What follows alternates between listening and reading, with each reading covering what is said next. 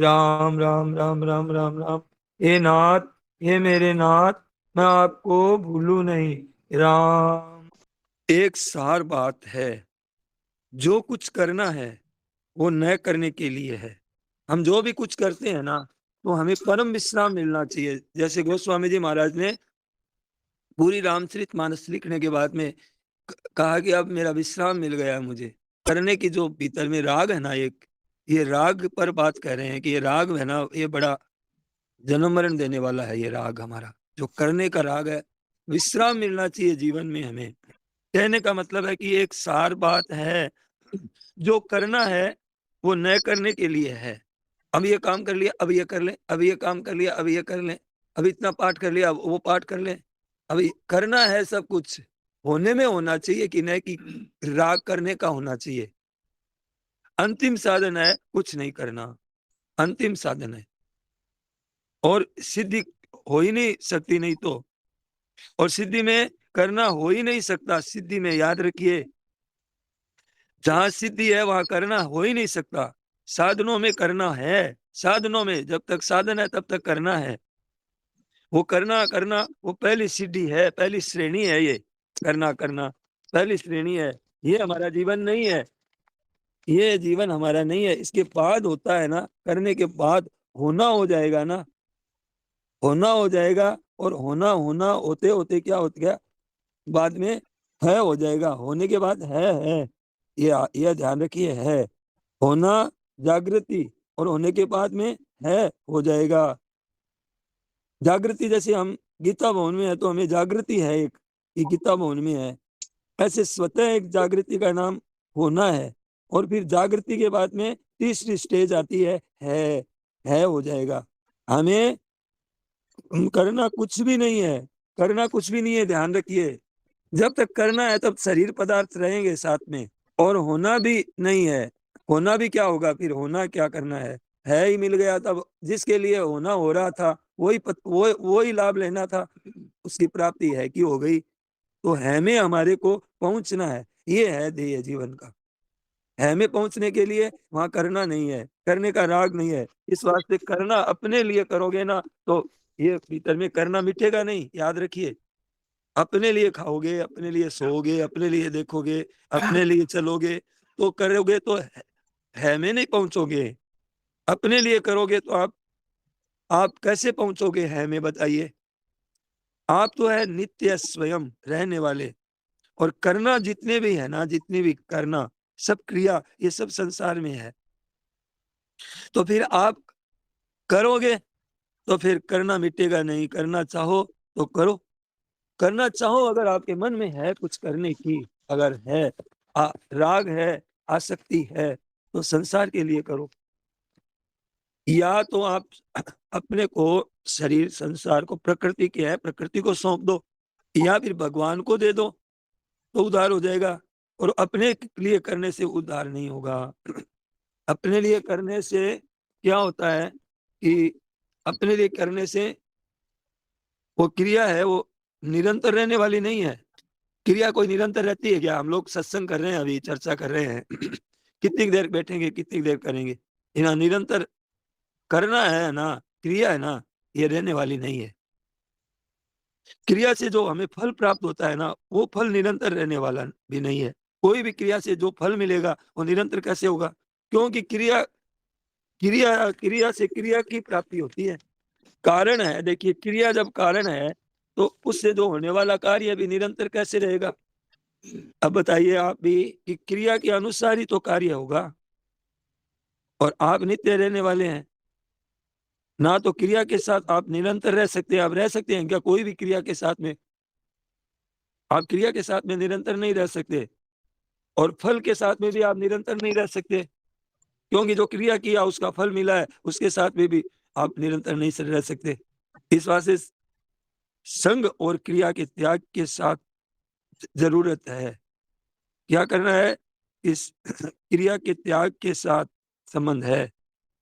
संग आसक्ति के, यदा ही नेन्द्रियार्थेषु न कर्मस्वनुसज्जते सर्व संकल्प संन्यासी योगारूढ़स्ते दोच्यते। जिस काल में न तो इंद्रियों के भोगों में जिस काल में न तो इंद्रियों के भोगों में कोई आसक्ति नहीं है, कितने ही सामने विषय भोग आ जाए, कितने बड़े बड़े भोग आ जाए, उसमें इंद्रियों के भोगों में कोई आसक्ति नहीं, कोई मन राग नहीं, कोई खिंचता नहीं, मन किसी प्रकार से भी चलायमान नहीं होता है। और न कर्मों में ही कि भाई ऐसे ऐसे कर्मों में ऐसे ऐसे है आसक्त है, कोई आसक्ति नहीं है, कोई आसक्ति नहीं है, क्योंकि हमारे में है नहीं, न कर्म है न हमारे में कोई क्रिया है। जब तक हम अपनी जगह है में नहीं, है में है नहीं ये चीजें, अब जब तक हम अपनी चीज जगह नहीं पहुंचेंगे तब तक काम बनेगा नहीं। सर्व संकल्पों का त्यागी पुरुष योगारूढ़ कहा जाता है। क्रिया और आसक्ति ना हो, भीतर में कोई संकल्प ना हो, इसको त्याग तब योगारूढ़ होता है। तो अपने लिए न करने से ही योगारूढ़ होता है। हमने जो एक जगह पढ़ा कि अपने लिए करने वाला तो आसुरी प्रकृति वाला होता है। राम राम राम राम।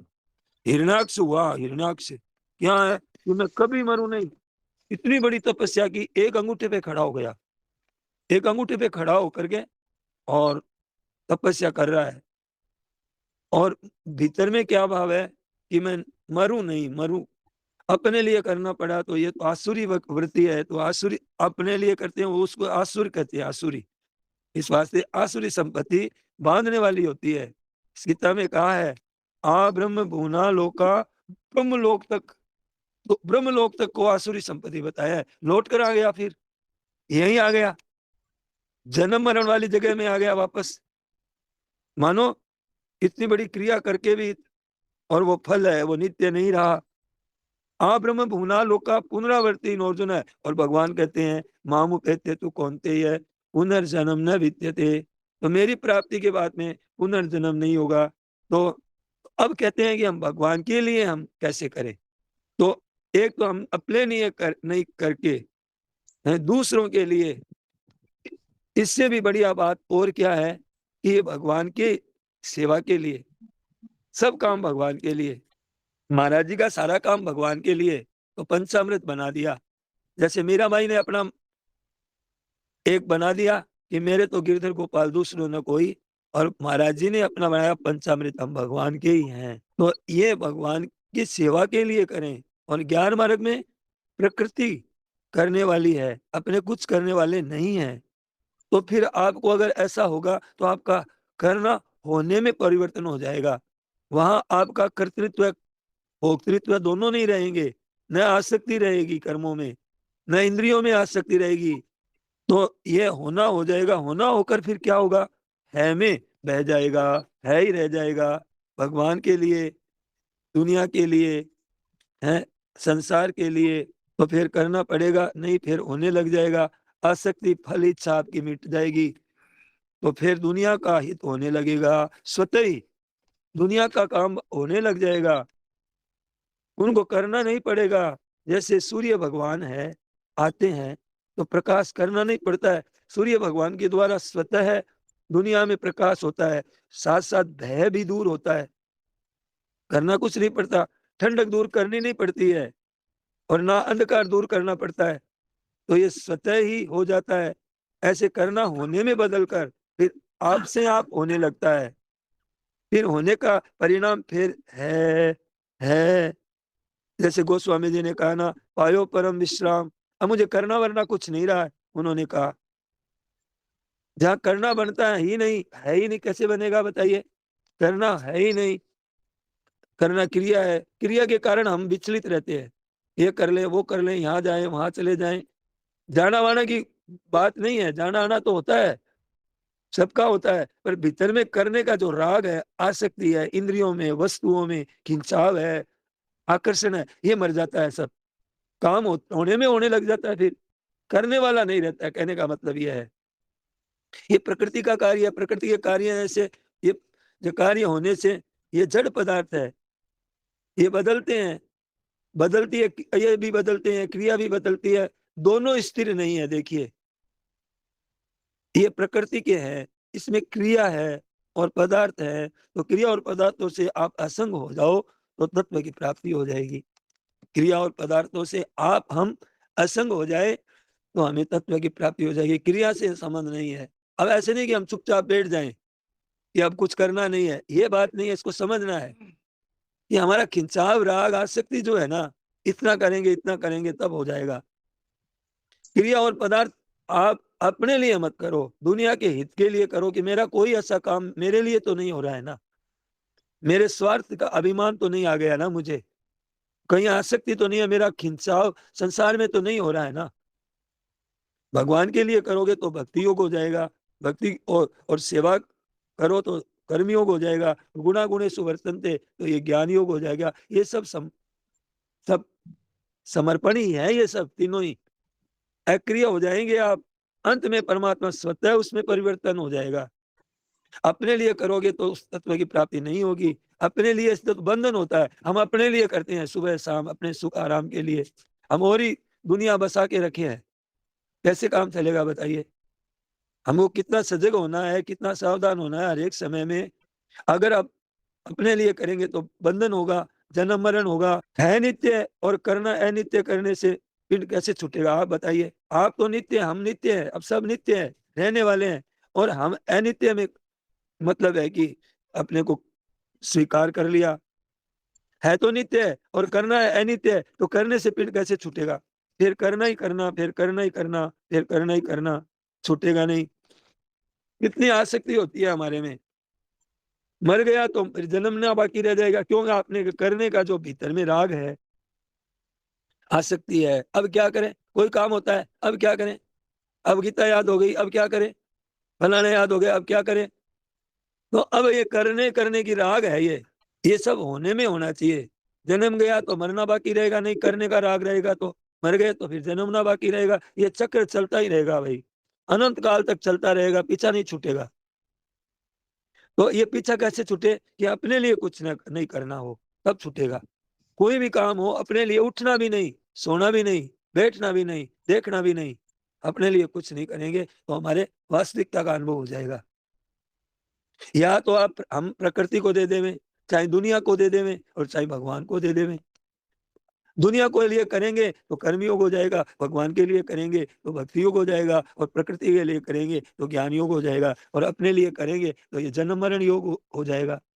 तो अपने लिए नहीं करके क्या करो कि निष्काम भाव से, कुछ कामना नहीं है, कोई काम करो, मेरे को वाहवा मिलेगी, मेरे को धन मिलेगा, मेरे को शाबाशी मिलेगी, मेरा शरीर ठीक हो जाएगा, मेरे ये करूंगा तो मेरे मतलब नाम मेरा ये, मतलब बहुत तरह की कामना ही रहती है हमारे, कोई भी काम करते हैं ना हम, हमें तो केवल सेवा के लिए है, तो ये ज्ञान योग हो गया। दुनिया के है, दुनिया से मिला है शरीर, माँ बाप से मिला है, लिया है, उन्होंने पाला पोसा है, तो अब दुनिया के लिए ही है, हम अपने लिए सुख के लिए हम कुछ नहीं करेंगे। कोई सुख, कोई इंद्रियों में हमारी आसक्ति नहीं है, कोई मन इंद्रियों में कोई खिंचाव नहीं है, कितना ही सामने भोग आ जाए, कितने ही प्रलोभन आ जाए, हम विचलित नहीं होंगे, क्यों, हम है नित्य और ये है अनित्य। ये हमें क्या निहाल कर देंगे, क्या इंद्रियां निहाल कर देगी, क्या भोग निहाल कर देंगे। अब ये दुख, ये दुख के कारण बनेंगे हमारे, यही संस्पर्श से जब होगा दुख यो नहीं है ये बते, हम इन दुखों में नहीं जाने वाले हैं।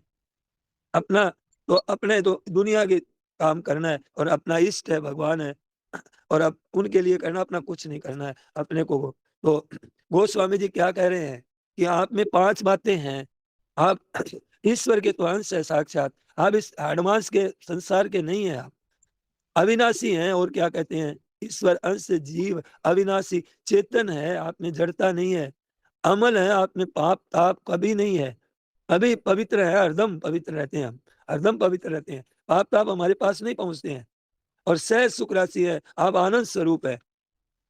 इतनी बात कहते हैं, तो हम न करने में कब पहुंचेंगे, तो फिर पहुंचना है हमें, तो हम न करने में, हम करने में हम बैठे हैं, ये हमारे लिए करते हैं, ये दूसरों के लिए करने वाले लग जाएं। जैसे आज हम अपने लिए करते हैं, अपने सुख के लिए, आराम के लिए, खाने में पीने में सुख, दूसरों को सुख कैसे हो, दूसरों को आराम कैसे हो, दूसरों की प्रशंसा कैसे हो, दूसरों का हित कैसे हो, तो फिर आपका फिर पहुंच जाएंगे वहां जहां हमें पहुंचना चाहिए, आपका कर्म योग हो जाएगा। नहीं तो कर्म के साथ में रहोगे तो योग नहीं होगा भैया, फिर तो भोग होगा।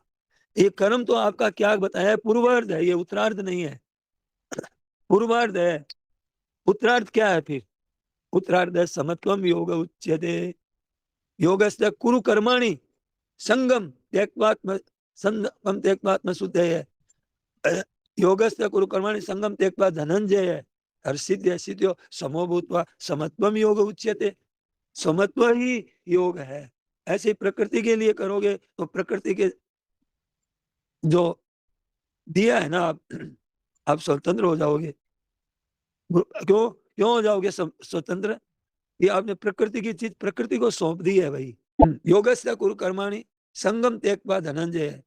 योगस्थ कौन होता है? योगस्थ जो आसक्ति का संगम त्यक्त्वा धनंजय, आसक्ति का त्याग कर देता है। तो आसक्ति का त्याग करेंगे कि काम तो करते हैं, काम तो करते हैं, अपने लिए नहीं करते हैं। तो आसक्ति का त्याग, संगम त्यक्त्वा धनंजय। और फल की इच्छा और आसक्ति, पदार्थों रुपयों में पदार्थों में जितने हैं और शरीर में आदि में, इन आसक्ति का संगता का, इनके घुल मिलना नहीं इनके साथ में है। सिद्धि हो जाए चाहे असिद्धि हो जाए, सिद्ध सिद्धियो समो भूतवा, चाहे हमारा मतलब अनुकूल प्रतिकूल जो भी परिस्थिति आए हमारे सामने, उसमें हमें समता रहनी चाहिए। विचलित जो हो जाते हैं हम, घबराहट हो जाती है, चलायमान हो जाते हैं शरीर संसार को लेकर के, भोगों में मन खिंच जाता है। हम तो है अविनाशी और इनको अपना मान करके ये संसार शरीर की तरफ आकर्षण होता है। इसका अर्थ यही है कि अब देखो, आप स्वतंत्र हो गए कब? जब आपने अपने आप को प्रकृति के सौंप दिया। मिट गया। क्यों? प्रकृति के द्वारा क्रिया होती है ना, प्रकृति के द्वारा, तो प्रकृति के द्वारा क्रिया होती है, तो आप अपनी क्रिया तो माने नहीं, आपने सौंप दिया तो स्वतंत्र होकर स्वतंत्र हो गए। और भगवान को अर्पण कर दिया तो आप स्वतंत्र हो गए। सब काम भगवान के लिए करना है, अपने लिए नहीं करना है। जैसे लड़की होती है वो ससुराल जाती है तो सब काम ससुराल के लिए करना है, अपने लिए कुछ नहीं करना है। सारा काम करती है वो ससुराल वालों के लिए करती है, भोजन बनाना है और काम करना है, कोई जान न पहचान, और सब काम करती है। तो क्या है, अपना तो निर्वाह मात्र करना है।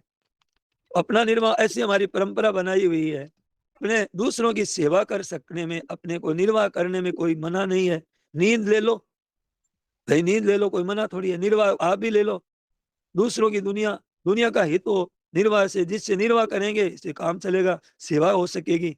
तो अपने लिए निर्वाह करने से मना नहीं है। और फिर मूल चीज यही है कि दुनिया का हित हो। ये भाव साधक का होता है, अपने लिए नहीं। ये किसका भाव होता है? जो साधक होता है वो सावधान होता है। अपने लिए करने से सावधान नहीं होता है, असावधान हो जाता है, असाधन हो जाता है। फिर अपने लिए करने से वो साधक कैसा और वो साधन कैसा?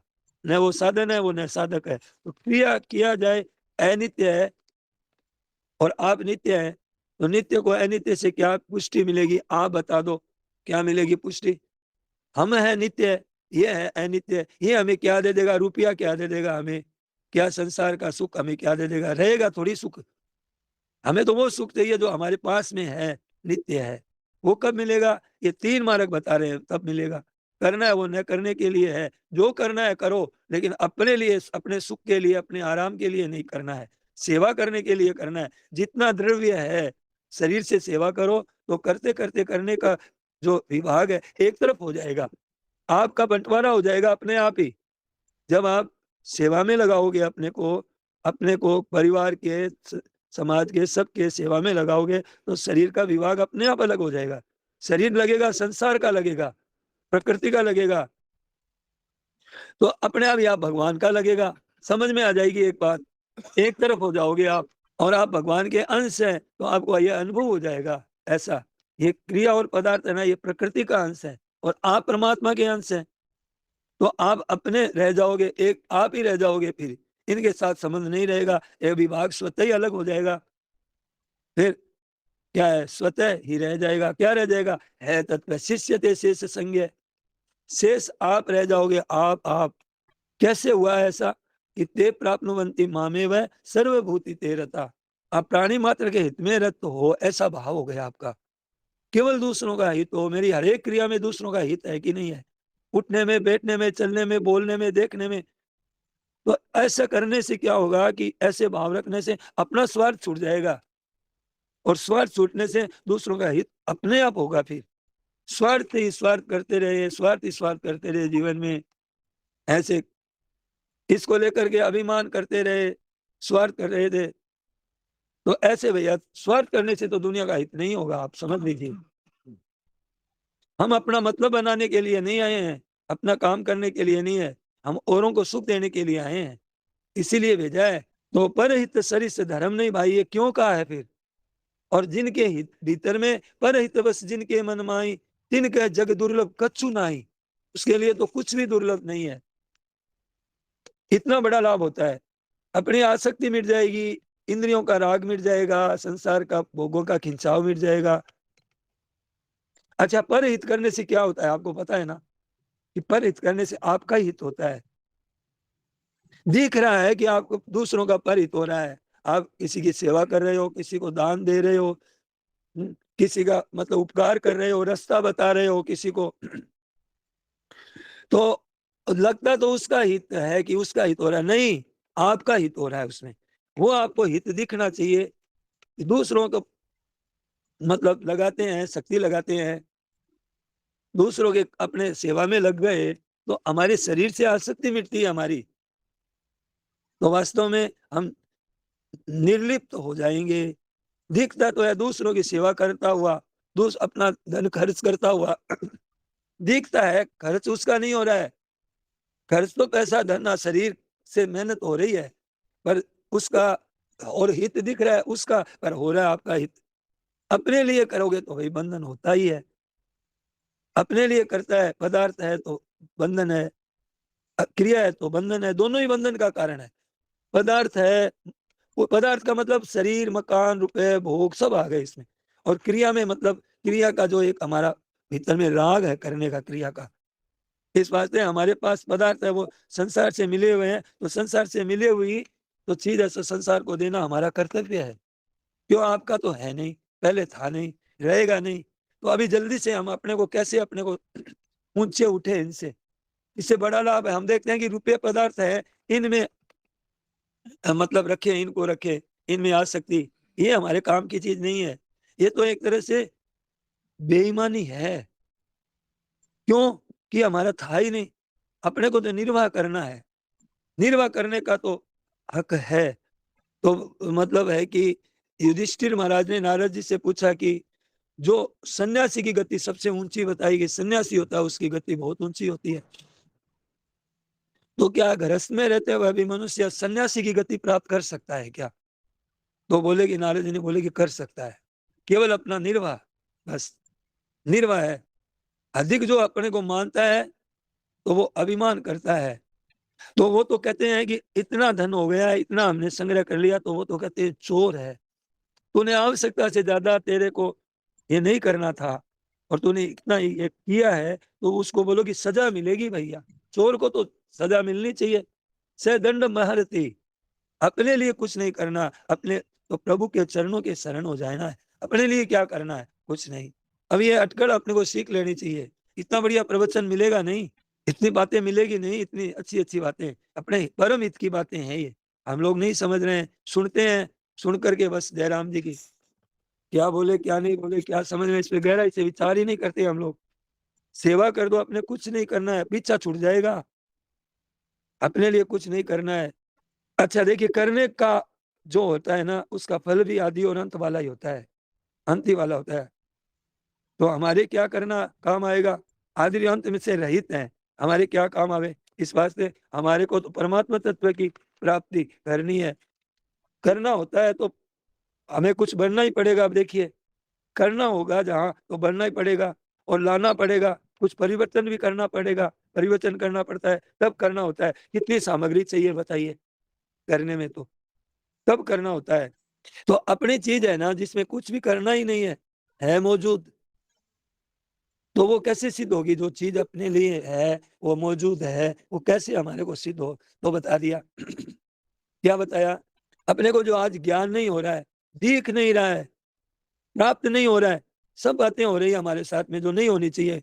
संत बताते हैं, क्या बताते हैं? कि घट घट भीतर राम जी, सत्य बात बताते हैं, घट घट भीतर प्रगट उजियारा, सबके घट के भीतर में है, संत बताते हैं। परंतु हमारे को पहचानते नहीं है कि घट घट भीतर है, तो हम क्यों रीते रह रहे हैं? फिर क्यों हम खाली रह रहे हैं? मतलब आप संसार से विमुख नहीं होते हो, संसार से विमुख होते हो, आप सत स्वरूप हो, आप असत से विमुख नहीं होते हो। अब संसार से विमुख होना क्या है कि संसार की सुख की चाहना मिटानी है हमें। सुख मिल जाए, इंद्रियों का सुख मिल जाए, मन का सुख मिल जाए, शरीर का सुख मिल जाए, शरीर ठीक हो जाए, मांस प्रशंसा हो जाए, ये जो चाहना इधर है ना, यही सन्मुख होना है शरीर, संसार के शरीर के। तो अब संसार से विमुख होना है कि संसार से अलग होना है अपने को, या अपने को सुख नहीं लेना है, ये है विमुख होना। बस ऐसे थोड़ी है कि संसार को छोड़ करके चले जाएं। अपने आराम के लिए नहीं है संसार, सुख लेने के लिए नहीं है। अब आराम करते तो हम सत्संग में इतनी ठंड में कैसे आते, कैसे सुनते? हमें तो आना ही पड़ता है, नीचे जाना पड़ता है, सब आराम। तो अब दुनिया की सेवा करनी है, लेना कुछ नहीं है। क्यों नहीं लेना है कि जो मिला है वो दुनिया से ही तो मिला है, वो उसको वापस कर दो। शरीर मिला है, मन बुद्धि में मिली है, इंद्रियां मिली है, तो वो वापस सौंप दो। और इन उन इंद्रियों को ही इससे इसमें ही लगा दिया, सुख में ही, तो फिर तो भैया बड़ी मुश्किल हो जाएगी। और नहीं तो देखो सौंप दो, जिसकी चीज है उसको सौंप दो ईमानदारी से। फिर बंधन कहाँ है? कारणम गुण संगोष्य सत सत योनि जन्मसु। ऊंच नीच योनियों में जाने का कारण तो ये गुणों का ही तो संग है, शरीर पदार्थों का, क्रियाओं का ही तो संग है। अपना नहीं करके दुनिया का हित के लिए करो, बस ये है। सबको सुख हो, सबका हित कैसे हो, सबका कल्याण कैसे हो, सबका उद्धार कैसे हो, ये भीतर में भाव भीतर में बना रहे मृत्यु पर्यंत। बस तो हो जाएगा, काम हो जाएगा। होना क्या होगा? फिर होना हो जाएगा। अगर आपका भाव ऐसा हो जाएगा, तो एक चमत्कार होता है ये, कि क्योंकि चमत्कार क्या है कि ये तो वास्तव में ऐसी रचना है, भगवत रचना है ये, कि आप दूसरों के हित के लिए करोगे तो फिर होना हो जाएगा। आपको जोर नहीं आएगा, फिर होना होने लग जाएगा। और फिर होना होना नहीं रहेगा, फिर है तत्व रह जाएगा। जैसे गोस्वामी जी महाराज ने कहा, पायो परम विश्राम। तो देखिए कि बंधता कहाँ है कि फले सको निबध्यते, फल में आसक्त हो जाता है, वो बंधन में बन जाता है। पर गीता जी क्या कह रही हैं कि यदा इंद्रियार्थेषु, न तो इंद्रियों में आसक्ति है, न कर्मों में और न फल में। यदा इंद्रियार्थेषु न कर्म फल अनुसज्जते सर्व संकल्प सन्यासी। कोई संकल्प नहीं अपना, कोई इच्छा नहीं, सर्व संकल्प सन्यासी योगारूढ़ दोच्यते। तो वो योगारूढ़ हो जाता है। और कब होता है योगारूढ़? ध्यान दीजिए, सर्व संकल्प सन्यासी, करने का राग भीतर से छूट गया, कुछ नहीं करना हो गया। दूसरों के लिए करने से अपने करने का राग मिटता है, अपने लिए करने से करने का राग नहीं मिटेगा। अपने लिए करने से याद रखो, अपने लिए करने से राग बढ़ता है, अपने लिए करने से राग बढ़ता है। और दिन प्रति लाभ लोभ अधिकाई, दिन प्रति लाभ लोभ अधिकाई। इस वास्ते चाहे दुनिया के लिए करो, चाहे भगवान के लिए करो, नहीं तो करना सब प्रकृति में छोड़ दो। छोड़ दो, जिसकी है जी छोड़ दो, अपने संबंध नहीं है। विवेक से, विवेक मार्ग से, नैव किंचित करोमीति युक्तो मन्येत तत्त्ववित्। पश्यन् शृण्वन् स्पृशन् जिघ्रन् नश्नन् गच्छन् स्वपन् श्वसन् प्रलपन् विसृजन् गृह्णन् उन्मिषन् निमिषन्नपि। 13 क्रिया बताइए, 13। नैव किंचित करोमीति, अपने लिए कुछ नहीं है। 13 क्रिया के भाई नैव किंचित करोमीति। पश्यन् शृण्वन् स्पृशन् जिघ्रन् नश्नन् गच्छन् स्वपन् श्वसन् प्रलपिन्। सोना, उठना, बैठना, चलना, देखना, जागना, ये सब केवल केवल दुनिया के लिए, दुनिया के हित के लिए। ये अब हम गृहस्थ में हैं, समझिए, कोई भी कोई स्त्री है, पुत्र है, उसका पालन करने के लिए, उनको सुख देने के लिए हम उनसे चाहना करनी है, उनसे सुख लेने की इच्छा करनी है अपने लिए। यहाँ जो अपने इस ये ही तो है गड़बड़। उनको डाका डालकर चोरी करके दूसरों को हम दबाकर चोरी करके उसका फल महान दुख भोग में आएगा। जबरदस्ती सुख लेते हैं, आराम चाहते हैं, अपने इच्छा रखते हैं सुख की, तो ये बेईमानी है। तो अपने लिए करके भगवान के लिए करें, संसार के लिए करें। संसार के लिए करेंगे तो कर्म योग है, भगवान के लिए करेंगे तो भक्ति योग है और ज्ञान योग है। तो ये न करना, ये खास विद्या है। ये देख लो, ये विद्या पढ़ लो, महाराज जी की ब्रह्म विद्या है। हम सब इसमें समझे महाराज जी की बात को, फिर अपने जीवन ही ऐसा बनाए कि होना और है में बदल जाए। ऐसे ही तो गोस्वामी जी ने कहा, पायो परम विश्राम, परम विश्राम आज राम समनाई कहूं। अंत में लिखते हैं रामायण के गोस्वामी जी महाराज, मेरे लिए करना कुछ नहीं रहा। जैसे गोस्वामी जी ने कह दिया कि मेरे लिए करना अब कुछ नहीं रहा, अब मैं तो करना विश्राम ही विश्राम है अब मेरे लिए। मानो केवल भगवान के लिए, प्रकृति के लिए, संसार के लिए अब सौंप दिया, अब जीवन को बस अपने अपने तो अलग हो गए, संसार के लिए करो, जब ध्यान समाधि जो कुछ किया जाए वो भगवान के लिए करो, भगवत प्रीति अर्थ करो। अब बोले नहीं करेंगे तो महाराज जी कहते हैं नहीं करोगे तो फिर भाई जन्मना मरना पड़ेगा, नहीं करने में पहुंचना है हमारे को, तो हमें तो जन्म मरण में जाना नहीं है, क्योंकि आत्मा में क्रिया भी नहीं है। ये बात बहुत बढ़िया है, ये आत्मा में क्रिया नहीं है और हमें यहीं पहुंचना है जहाँ क्रिया नहीं है, जहाँ पदार्थ वस्तु व्यक्ति का संबंध नहीं है, जहाँ किसी प्रकार की कामना इच्छा नहीं है, वो हमारी जगह हमें पहुंचना है भाई। देख लो ये सत्संग यही बता रहा है, आज का बहुत बढ़िया सत्संग है। क्रिया और इच्छा दो तंग करती है मेरे को, तो दोनों को दे दिया। क्रिया क्रिया तंग करती है एक तो, और एक इच्छा है वो तंग करती है, दोनों ही दे दिया तो शेष जो है वो रह जाएगा। है जैसा प्राप्त करना है उसको नाम है साधन।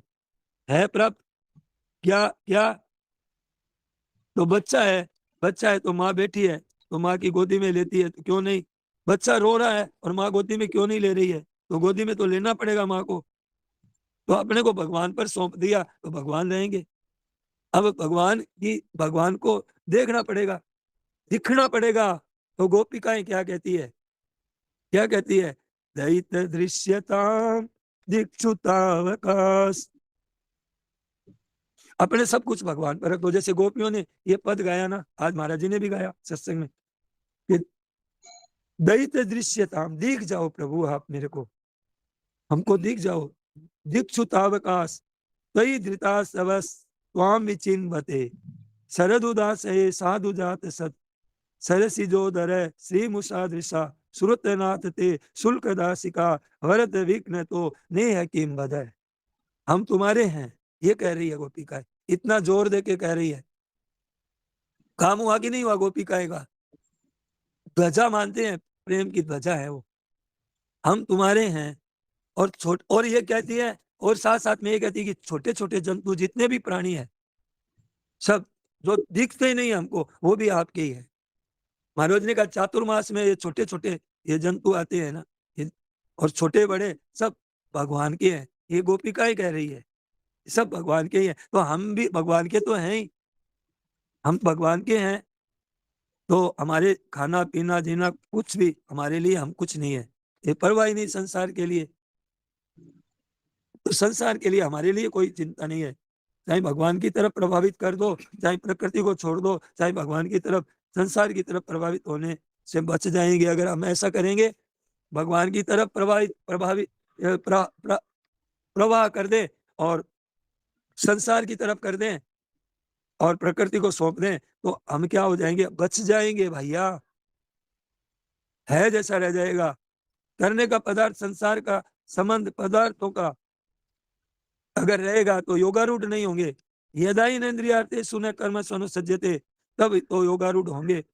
अब बोलो कोई प्रश्न है तो महाराज जी ने कहा कि किसी ने कहा कि महाराज जी सेवा करने से अहम पुष्ट होता है, अहम हमारा बढ़ता है कि हम सेवा करने वाले हैं, देखो हमने इतनी सेवा की है, अहम बढ़ता है। सेवा का तात्पर्य नहीं समझने से बढ़ता है। महाराज जी ने ये उत्तर दिया, मैं सेवा करता हूं तो मेरे पास ऐसी वस्तु मिले जो शरीर मिला है, मन बुद्धि मिली है, इंद्रिया मिली है, आदि पदार्थ मिले हैं, ये सब संसार से मिले हैं, तो ये मिला है और करना इसलिए है कि जो कर्जा उतारने के लिए करना है और मिला है संसार से, तो मेरे को मिली हुई चीज से अगर मैं संसार की चीज को संसार की सेवा में लगा दूं तो फिर अभिमान कहाँ से आएगा। मैंने तो उनकी चीज ही उनको दी है, तो फिर तदीयम वस्तु गोविंद है, आपकी चीज आपको दी है तो संसार का कार्य किया है, तो उसी चीज को अपने कैसे माने, तो अभिमान हो ही नहीं सकता।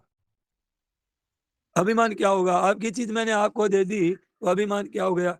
आपने तो दूसरे की चीज पर छापा मारा है। हमारे को जो शरीर मिला है, जो मिली चीज है हमारे पास में, जो मिली है संपत्ति धन संपत्ति जो सब मिला है, तो ये तो हमने मिला हुआ है, कोई दूसरे की है ये।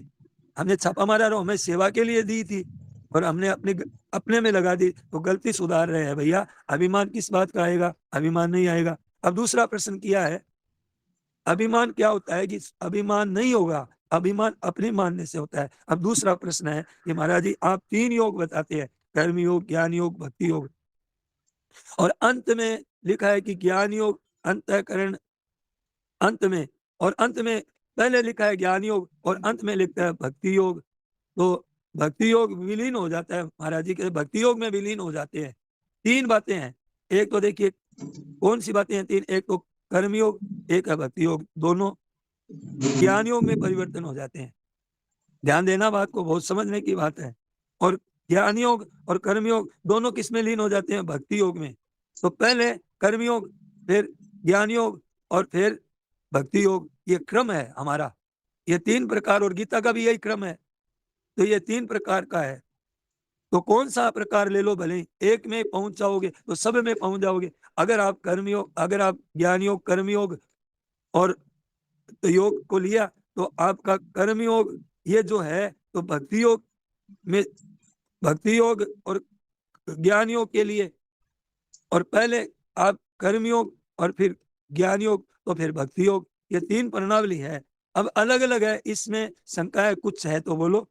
तो तीन ऐसी प्रणाली आती है। तो शंकराचार्य जी महाराज का मत, उनमें पहले क्या है कि उनका पहला है कि मल दोष दूर करने के लिए, ये तो कर्मयोग है, ये कर्मयोग तो मल दोष दूर करने के लिए है, विक्षेप दूर करने के लिए भक्ति योग बता दिया, और आवरण दोष दूर करने के लिए ज्ञान योग बता दिया। यानी ज्ञान योग को सर्वश्रेष्ठ बता रहे हैं और भक्ति योग को और कर्मयोग को साधन बता रहे हैं शंकराचार्य जी।